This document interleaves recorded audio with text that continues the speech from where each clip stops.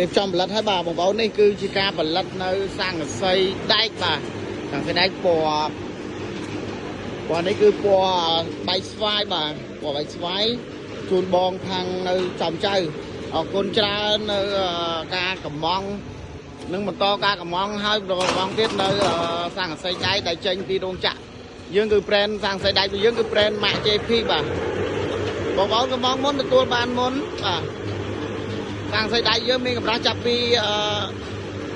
2C ទៅដល់ 4C កន្លះបាទអញ្ចឹងបងប្អូនត្រូវការកំងអាចធ្វើការកំងបានបាទខាងនេះគឺស័ង្កសីដែកពណ៌ខៀវពុតកោងបាទអញ្ចឹងបងប្អូនអាចកំងទាំងពុតកោងទាំងធម្មតាបានបាទ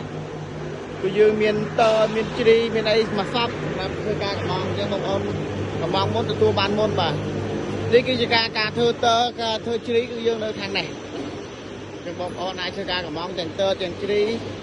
គឺយើងកំងបានទាំងតទាំងជ្រីគឺមួយសេតតែម្ដងមិនបាច់ចាំបាច់កំងបានតែមុខពីរមុខនេះគឺយើងមានតមានជ្រីអីផ្សេងៗគឺយើងមានកំងបានបាទអញ្ចឹងបងប្អូនត្រូវការកំងអាចធ្វើការកំងមក page យើងតុំទាល់ឬក៏ឆាតមកតាម Telegram បាទសូមអរគុណ